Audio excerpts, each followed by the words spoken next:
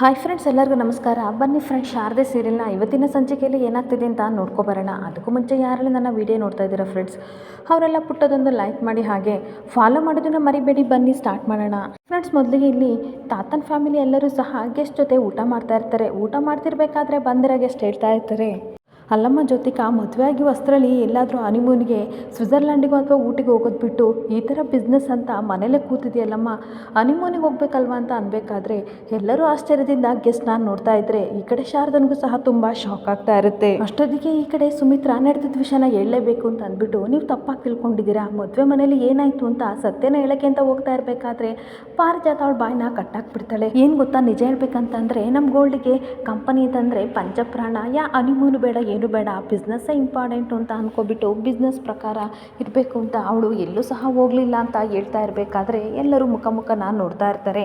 ಅಷ್ಟೊತ್ತಿಗೆ ತಾತ ಹೇಳ್ತಾ ಇರ್ತಾರೆ ತನ್ನ ಫ್ರೆಂಡಿಗೆ, ಮುದ್ದೆ ಇಸ್ಕೋ, ಇನ್ನೊಂದು ಊಟ ಮಾಡು, ತುಂಬ ಚೆನ್ನಾಗಿದೆ ಉಪ್ಸಾರು ಮುದ್ದೆ, ಹಾಗೆ ನಿನ್ನ ಫೇವ್ರೆಟ್ ಪಾಯಸ ಸಹ ಮಾಡಿದ್ವಿ ಅಂತ ಅಂದಾಗ, ವೆರಿ ಗುಡ್, ನನಗೆ ಪಾಯಸ ಹಾಕಮ್ಮ ಅಂತ ಅಂದಾಗ ಶಾರದಾ ಪಾಯಸ ತೊಗೊಂಡು ಬರ್ತಾ ಇರ್ತಾಳೆ.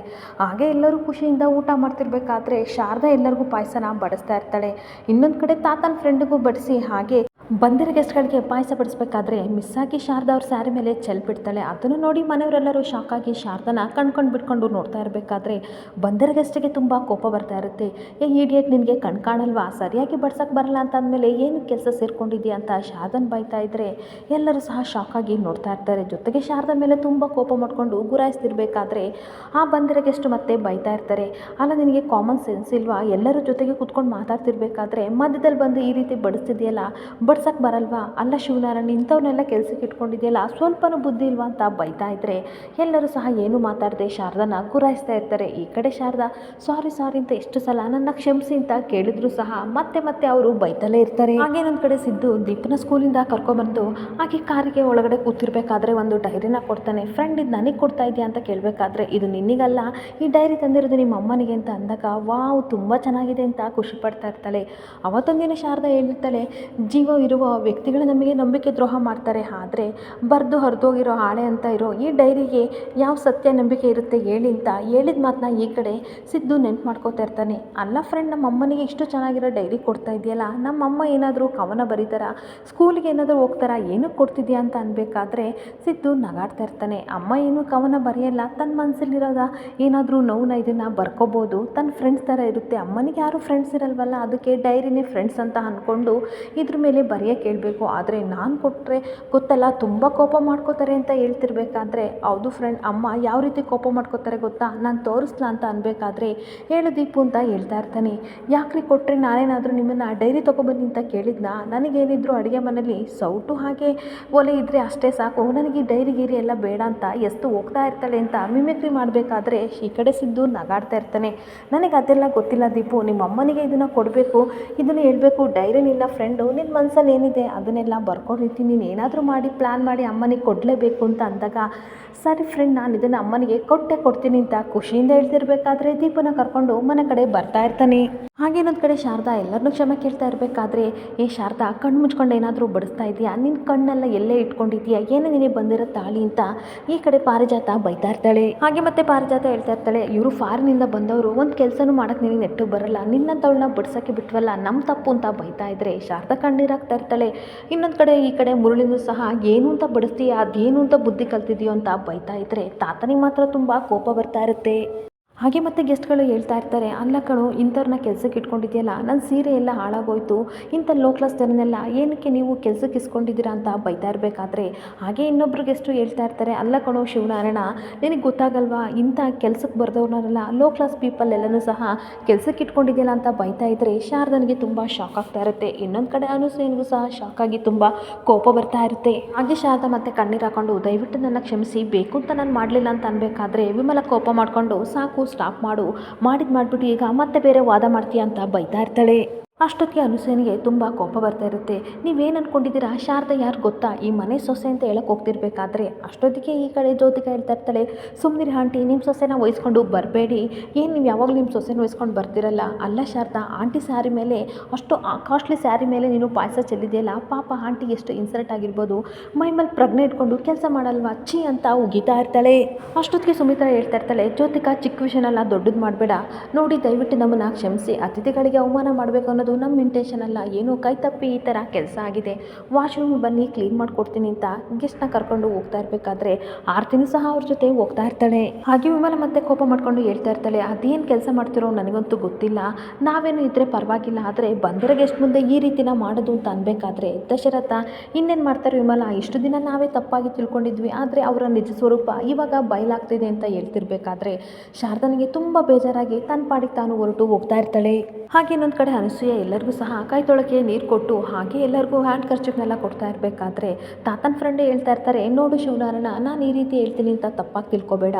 ಬೇಜವಾಬ್ದಾರಿಯಿಂದ ಕೆಲಸ ಮಾಡೋರನ್ನ ಮನೆ ಕೆಲಸಕ್ಕೆ ಏನಾದ್ರು ಸೇರಿಸ್ಕೊಂಡ್ರೆ ನಿಮ್ಮ ಮಾನ ಮರ್ಯಾದೆನೇ ಹರಾಜಾಗ್ತಾರೆ ಅಂತ ಹೇಳ್ತಾ ಇರಬೇಕಾದ್ರೆ ತಾತನಿಗೆ ತುಂಬ ಕೋಪ ಬರ್ತಾ ಇರುತ್ತೆ. ಹಾಗೆ ನನ್ನ ಹೆಂಡ್ತಿಗಂತೂ ತುಂಬ ಅಂದರೆ ತುಂಬ ಡಿಸಪಾಯಿಂಟ್ ಆಗಿದೆ. ಅವಳಿಗೆ ಬೇಜವಾಬ್ದಾರಿತನದಿಂದ ಹಾಗೆ ಡಿಸಿಪ್ಲಿನ್ ಇಲ್ದವ್ರನ್ನ ನೋಡಿದರೆ ತುಂಬಾ ಕೋಪ ಬರುತ್ತೆ. ಮೊದಲು ಈ ಕೆಲಸದವ್ರನ್ನ ಕೆಲಸದಿಂದ ತೆಗ್ದಾಕು ಅಂತ ತಾತನ ಫ್ರೆಂಡು ಹೇಳ್ತಾ ಇರಬೇಕಾದ್ರೆ ಅಷ್ಟೊತ್ತಿಗೆ ಸಿದ್ದು ಮತ್ತು ದೀಪು ಬಂದೇ ಬಿಡ್ತಾರೆ. ಅಷ್ಟೊತ್ತಿಗೆ ಅವ್ರು ಮಾತಾಡ್ತಿದ್ದನ್ನೆಲ್ಲನೂ ಸಿದ್ದು ಕೇಳಿಸ್ಕೊಂಡು ಇಲ್ಲಿ ಕೆಲಸದವ್ರು ಯಾರು ಅಂತ ಕೇಳಿದಾಗ ಮನೆಯವರೆಲ್ಲರೂ ಸಹ ಶಾಕ್ ಆಗಿ ಸಿದ್ದು ಮುಖ ನಾನು ನೋಡ್ತಾ ಇರ್ತಾರೆ. ಹಾಗೆ ತಾತನ ಫ್ರೆಂಡು ಹೇಳ್ತಾ ಇರ್ತಾರೆ, ಓ ಸಿದ್ದು, ನೀನು ಇವಾಗ ಬಂದೇನಪ್ಪ, ನೋಡು ನೀನು ಬರ್ತೀಯ ಅಂತ ಇಷ್ಟವರೆಗೂ ಕಾದ್ವಿ, ಆದರೆ ನೀನು ಬರಲಿಲ್ವಲ್ಲ, ನಾವೆಲ್ಲ ಕೂತ್ಕೊಂಡು ಊಟ ಮಾಡಿದ್ವಿ, ಪಾಪ ಕೂತ್ಕೊಂಡು ಊಟ ಮಾಡು ಅಂತ ಹೇಳ್ತಿರ್ಬೇಕಾದ್ರೆ ಸಿದ್ದು ಮಾತ್ರ ತುಂಬ ಕೋಪ ಬರ್ತಾ ಇರುತ್ತೆ. ಅದೇನೋ ಹೇಳಿದ್ರಲ್ಲ, ಇಲ್ಲಿ ಕೆಲಸದವ್ರು ಯಾರು ಅದೇ ಹೇಳಿ ಅಂತ ಹೇಳ್ತಾ ಇರಬೇಕಾದ್ರೆ ಪಾರಿಜಾತ, ಅಯ್ಯೋ ಸಿದ್ದು ಅದನ್ನೆಲ್ಲ ಬಿಟ್ಬಿಡು, ಬಾಬಾ ಇಲ್ಲಿ ಕೂತ್ಕೊಂತ ತನ್ನ ಸೀಟ್ನ ಬಿಟ್ಕೊಡ್ತಾ ಇರ್ತಾಳೆ. ಆಮೇಲೆ ಇವ್ರು ಯಾರು ಗೊತ್ತೇನೋ, ಫಾರಿನಿಂದ ಬಂದಿರೋರು ತಾತನ ಫ್ರೆಂಡು ಅಂತ ಅನ್ಬೇಕಾದ್ರೆ ನನಗೆ ತುಂಬ ಚೆನ್ನಾಗಿ ಗೊತ್ತು, ಅದರಲ್ಲೂ ಈ ಕೆಲಸದವ್ರು ಯಾರು ಅಂತ ಹೇಳ್ತಿದ್ರಲ್ಲ, ಅವ್ರು ಯಾರ ಬಗ್ಗೆ ಮಾತಾಡ್ತಿದ್ರಿ ಹೇಳಿ ಅಂತ ಅನ್ಬೇಕಾದ್ರೆ ಪ್ರತಿಯೊಬ್ಬರು ಸಹ ಈ ಕಡೆ ಸಿದ್ದು ಮುಖ ನೋಡಿ ಶಾಕ್ ಆಗಿ ಹಾಗೆ ಎದ್ದು ನಿಂತ್ಕೊಬಿಡ್ತಾರೆ. ಹೀಗೆ ಮತ್ತೆ ಸಿದ್ಧ ಹೇಳ್ತಾ ಇರ್ತಾನೆ, ಅಂಕಲ್ ನೀವು ನನ್ನ ಹೆಂಡ್ತಿನ ಕೆಲಸದವಳು ಅಂತ ಅಂದಿದ್ದು ಸರಿ ಇಲ್ಲ ಅಂತ ಅಂದಾಗ ಅಮ್ಮನವ್ರಿಗೆಲ್ಲ ತುಂಬ ಶಾಕ್ ಆಗ್ತಾ ಇರುತ್ತೆ. ಆಗ ಅಂಕಲ್ ಹೇಳ್ತಾ ಇರ್ತಾರೆ, ವಾಟ್, ಏನು ಹೇಳ್ತಿದ್ದೀಯ ಸಿದ್ದು, ಈ ಕೆಲಸದವಳು ನಿನ್ನ ಹೆಂಡ್ತಿನ ಅಂತ ಅಂದಾಗ ಎಲ್ಲರೂ ಸಹ ತುಂಬ ಟೆನ್ಷನ್ ಮಾಡ್ಕೊತಾ ಇರ್ತಾರೆ.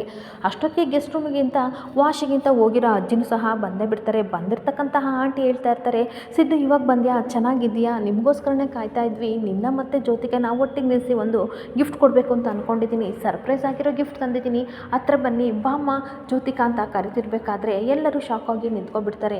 ಅಲ್ಲ ಏನಾಯಿತು, ಯಾಕೆ ಎಲ್ಲ ಇಷ್ಟು ಸೀರಿಯಸ್ ಆಗಿ ನಿಂತ್ಕೊಬಿಟ್ಟಿದ್ದೀರಲ್ಲ, ಆ ಪಾಯಸದ ವಿಚಾರ ಬಿಟ್ಟಾಕಿ ಇವಾಗ ಇವರಿಬ್ಬರಿಗೂ ಗಿಫ್ಟ್ ಕೊಡೋಣ ಬನ್ನಿ ಅಂತ ತನ್ನ ಗಂಡನ ಕರಿತಿರ್ಬೇಕಾದ್ರೆ ಎಲ್ಲರೂ ಆಶ್ಚರ್ಯದಿಂದ ಅವಳ ಮುಖ ನಾನು ನೋಡ್ತಾ ಇರ್ತಾರೆ. ಅಷ್ಟೊತ್ತಿಗೆ ಸಿದ್ದು ಹೇಳ್ತಾ ಇರ್ತಾನೆ, ಜ್ಯೋತಿಕಾ ನನ್ನ ಹೆಂಡ್ತಿ ಅಲ್ಲ, ನನ್ನ ಹೆಂಡ್ತಿ ಬಂದಿರೋ ಗೆಸ್ಟ್ ಆಂಟಿಗೂ ಸಹ ತುಂಬ ಶಾಕ್ ಆಗ್ತಾ ಇರುತ್ತೆ. ಏನಕ್ಕೆ ಎಲ್ಲರೂ ಈ ರೀತಿ ನಿಂತಿದ್ದೀರಾ, ಮಾತಾಡಿ ಮಾತಾಡಿ ಅಂತ ಹೇಳ್ತಾ ಇರಬೇಕಾದ್ರೆ ಸಿದ್ದು ಕೋಪ ಮಾಡ್ಕೊಂಡು ಹೇಳ್ತಾ ಇರ್ತಾನೆ, ಹಾಗಾದರೆ ಈ ಮನೆಯವ್ರು ಯಾರು ಸತ್ಯನ ಹೇಳಿಲ್ಲ ಅಂತ ಅನಿಸುತ್ತೆ, ಜ್ಯೋತಿಕಾ ನನ್ನ ಹೆಂಡ್ತಿಯಲ್ಲ ಅಂತ ಅಂದಾಗ ಗೆಸ್ಟ್ಗಳಿಗೆ ತುಂಬ ಶಾಕ್ ಆಗ್ತಾ ಇರುತ್ತೆ.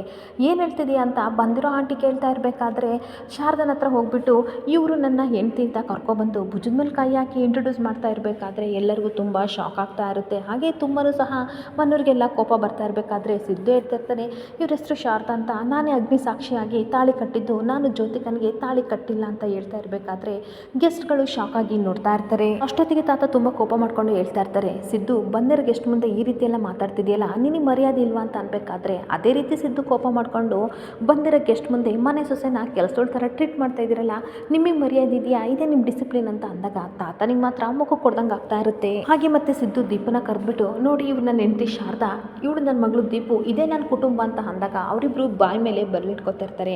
ಹಾಗೆ ತಾತನ ಫ್ರೆಂಡ್ ಹೇಳ್ತಾ ಇರ್ತಾರೆ, ಮೊನ್ನೆ ನಾನು ಇನ್ವಿಟೇಷನ್ ಕಾರ್ಡಲ್ಲಿ ಜ್ಯೋತಿಕಾ ಸಿದ್ದು ಹೆಸರು ನೋಡಿದೆ, ಆದರೆ ನಿಮ್ಮ ಫ್ಯಾಮಿಲಿಲಿ ಏನಾಗಿದೆಯೋ ನನಗಂತೂ ಗೊತ್ತಿಲ್ಲ, ಮೊನ್ನೆ ಮದುವೆ ಆಗಿ ಇಷ್ಟು ದೊಡ್ಡ ಮಗು ಹೇಗಾಯಿತು ಅಂತ ಅನ್ಬೇಕಾದ್ರೆ ಶಾರದಾದನ್ನು ಹೇಳೋಕ್ಕಿಂತ ಹೋಗ್ತಿರ್ಬೇಕಾದ್ರೆ ಸಿದ್ದು ನೀವೇನು ಮಾತಾಡಬೇಡಿ, ನಾನು ಹೇಳ್ತೀನಿ ಅಂತ ಹೇಳ್ತಾ ಇರ್ತಾನೆ. ನೋಡಿ ಅಂಕಲ್, ನಾನು ಮದುವೆ ಆಗಿರೋದು ಶಾರದವ್ರನ್ನ, ಇವರು ನನ್ನ ಹೆಂಡ್ತಿ, ಅದರಲ್ಲೂ ನಾನು ಏನು ಹೇಳ್ತಿದ್ದೀನಿ ಅಂತ ಅಂದರೆ ಯಾರಿಗಾಗಲಿ ನಾವು ರೆಸ್ಪೆಕ್ಟ್ ಕೊಡೋದನ್ನು ಕಲಿಬೇಕು. ಶಾರದವರಿಂದ ಸಣ್ಣ ಮಿಸ್ಟೇಕ್ ಆಗಿದೆ, ಅದಕ್ಕೋಸ್ಕರ ನಾನು ಕ್ಷಮೆ ಕೇಳ್ತೀನಿ.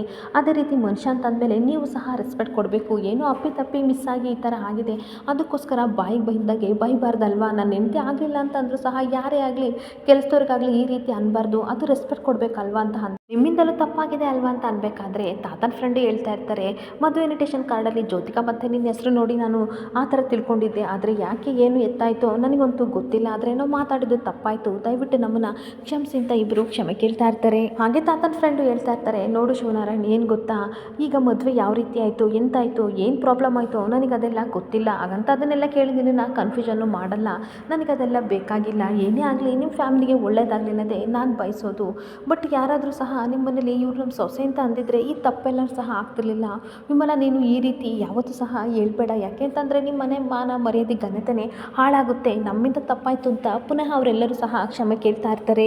ಹಾಗೆ ಮತ್ತು ತಾತನಿಗೆ ಹೇಳ್ತಾ ಇರ್ತಾರೆ, ನಾವೇನಿದ್ರು ನಿಮ್ಮ ಜೊತೆ ಕಳೆದಿರೋ ಸಿಹಿ ಘಟನೆಗಳನ್ನು ಮಾತ್ರ ನೆನ್ಪಿಟ್ಕೋತೀವಿ, ಕಹಿ ಘಟನೆ ಎಲ್ಲ ನಮಗೆ ಬೇಡ, ನಾವಿಲ್ಲಿ ಬರ್ತೀವಿ ಅಂತ ಅಂದಾಗ, ರೀ ಒಂದು ನಿಮಿಷ ಒಂದು ಗಿಫ್ಟ್ ತಂದಿದ್ದೀನಿ ಕೊಡ್ತೀನಿ ಅಂತ ಅಂದ್ಬಿಟ್ಟು ಶಾರದಾ ಸಿದ್ದುಗೆ ತೊಗೊಳ್ಳಿ ಅಮ್ಮ ಅಂತ ಗಿಫ್ಟ್ ಕೊಟ್ಟು once again happy married life ಅಂತ ಹೇಳಿ ವಿಶ್ ಮಾಡಿಬಿಟ್ಟು ಬಂದಿರೋ ಗೆಸ್ಟ್ಗಳು ಹೋಗ್ತಾ ಇರ್ತಾರೆ. ಇನ್ನೊಂದು ಕಡೆ ಸಿದ್ದು ತುಂಬ ಕೋಪ ಮಾಡಿಕೊಂಡು, ಇವಾಗ ನಿಮಗೆ ಸಮಾಧಾನ ಆಯಿತು ಅಂತ ಅನಿಸುತ್ತೆ ಅಲ್ವಾ, ಶಾರದವ್ರನ್ನ ಬಂದಿರೋರ ಮುಂದೆ ಅವಮಾನ ಮಾಡಿದ್ರಲ್ಲ, ಆದರೆ ಇದರಿಂದ ಮಾನ ಮರ್ಯಾದೆ ಎಲ್ಲ ಕಳ್ಕೊಂಡಿದ್ದು ನಿಮ್ಮದು, ಅದು ನಿಮಗೆ ಇವಾಗ ಅರ್ಥ ಆಯ್ತಾ, ಇಡೀ ಪ್ರಪಂಚ ಎಲ್ಲರೂ ಸಹ ಹೊರಗಿನವರು ಶಾರದನ್ನ ಈ ಮನೆ ಸೊಸೆ ಅಂತ ಒಪ್ಕೊಂಡಿದ್ದಾರೆ, ಆದರೆ ನೀವು ಒಪ್ಕೊಂಡಿಲ್ಲ, ಅದು ನನಗೆ ಬೇಕಾಗೂ ಇಲ್ಲ, ಅವ್ರು ಒಪ್ಕೊಂಡಾರಲ್ಲ ಅಷ್ಟೇ ಸಾಕು ಅಂತ ಹೇಳ್ತಾ ಇರಬೇಕಾದ್ರೆ ಏನೋ ದಿಸ್ ಇಸ್ ಟೂ ಮಚ್ ಅಂತ ಈ ಕಡೆ ಜ್ಯೋತಿಕಾ ಕಿರ್ಚಾಡ್ತಾ ಇರ್ತಾಳೆ. ಏನು ಟೂ ಮಚ್ಚು, ಬಾಯಿ ಮುಚ್ಕೊಂಡು ನಿಂತ್ಕೊ, ಬಂದಿರೋರ ಮುಂದೆ ನನ್ನ ಹೆಂಡ್ತಿ ಥರ ಪೋಸ್ ಕೊಡಬೇಡ ನೀನು, ಯಾವತ್ತಿದ್ರೂ ಈ ಮನೆ ಮಗಳು, ಹಾಗೆ ನನಗೆ ನನ್ನ ಫ್ರೆಂಡ್ ಅಷ್ಟೇ ನೀನು, ಯಾವರಿಗೆ ಯಾವ ಸ್ಥಾನ ಸಿಗಬೇಕು ಅದನ್ನು ದೇವರು ಆಲ್ರೆಡಿ ಕೊಟ್ಟಾಗಿದ್ದಾನೆ, ಅದನ್ನು ನೀನು ಅರ್ಥ ಮಾಡ್ಕೊತ ಬೈದ್ಬಿಟ್ಟು ಬಾ ದೀಪು ಹೋಗೋಣ ಅಂತ ದೀಪುನ ಕರ್ಕೊಂಡು ಹೋಗ್ತಿರ್ಬೇಕಾದ್ರೆ ದೀಪು ಶಾರದಾ ಕೈನೂ ಹಿಡ್ಕೊಂಡು ಮೂವರು ಸಹ ರೂಮಿಗೆ ಹೋಗ್ತಾ ಇರ್ತಾರೆ.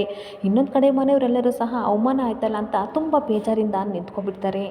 ಇನ್ನೊಂದು ಕಡೆ ತಾತ ರೂಮ್ ಒಳಗಡೆ ಬಂದ್ಬಿಟ್ಟು ಹೇಳ್ತಾ ಇರ್ತಾನೆ, ದಶರಥ ಏನಪ್ಪ ಯಾಕೆ ಇಷ್ಟು ಬೇಜಾರಾಗಿದ್ದೀರ ಅಂತ ಕೇಳಬೇಕಾದ್ರೆ, ಏನು ಮಾಡಲಿ ದಶರಥ, ಬಂದಿರೋ ಗೆಸ್ಟ್ ಮುಂದೆ ಯಾವುದೇ ರೀತಿ ಮಾನ ಮರ್ಯಾದೆ ಅವಮಾನ ಆಗಬಾರ್ದು ಅಂತ ನಾನು ಅಂದ್ಕೊಂಡಿದ್ದೆ, ಆದರೆ ಇಷ್ಟು ದೊಡ್ಡ ಮಾನ ಮರ್ಯಾದೆ ಅವಮಾನ ಎಲ್ಲರೂ ಸಹ ಆಗೋಗ್ಬಿಡ್ತು, ಮಾನ ಮರ್ಯಾದೆನೂ ಹೋಯಿತು, ಇದನ್ನೆಲ್ಲ ನೋಡೋಕ್ಕೂ ಮುಂಚೆ ನಾನು ನಿಮ್ಮಮ್ಮ ಹೋದಾಗಲೇ ನನ್ನ ಜ್ಯೋತಿಕಾ ಹೋದಾಗಲೇ ಸತ್ತೋಗಿದ್ರೆ ಎಷ್ಟೋ ಚೆನ್ನಾಗಿತ್ತು ಅಂತ ಅಂದಾಗ, ಅಪ್ಪ ಯಾಕೆ ಈ ರೀತಿ ಬೇಜಾರು ಮಾಡ್ಕೋತೀರಾ, ನೀವು ಇರೋವರೆಗೂ ಸಹ ನಾವು ಇಂಥ ಅವಮಾನ ಏನೇ ಬಂದರೂ ಸಹ ಎದುರಿಸ್ತೀವಿ, ಇದನ್ನು ಸಹ ನಮ್ಮ ಕೈಲಿ ನೋಡೋಕ್ಕಾಗ್ತಿಲ್ಲ, ಆದರೆ ನೀವು ಈ ರೀತಿ ಎಲ್ಲ ಮಾತಾಡಬೇಡಿ ಅಂತ ಸಮಾಧಾನ ಮಾಡ್ತಾ ಇರ್ತಾನೆ. ಹಾಗೆ ದಶರಥ ತನ್ನ ಅಪ್ಪನ ಸಮಾಧಾನ ಮಾಡ್ತಾ ಇರ್ತಾನೆ, ಇದೆಲ್ಲ ವಿಧಿಯಾಟ, ವಿಧಿಯಾಟದ ಮುಂದೆ ನಾವೆಲ್ಲ ಗೊಂಬೆಗಳು ಅಂತ ಅಂದಾಗ ತಾತ ಕಣ್ಣೀರು ಹಾಕ್ಕೊಂಡು ಹೇಳ್ತಾ ಇರ್ತಾರೆ, ನಾವು ಗೊಂಬೆಗಳಾಗಿ ಕೂತ್ಕೋಬಾರ್ದು, ಮನುಷ್ಯರು ಏನಾದ್ರು ಒಂದು ಪರಿಹಾರ ಹುಡುಕ್ಲೇಬೇಕಲ್ವಾ, ಇದಕ್ಕೆಲ್ಲ ಇರೋದು ಒಂದೇ ಪರಿಹಾರ, ಆದಷ್ಟು ಬೇಗ ಜ್ಯೋತಿಕಾನ ಮದುವೆ ಮಾಡಬೇಕು ಅಂತ ಹೇಳ್ತಾ ಇರ್ತಾರೆ.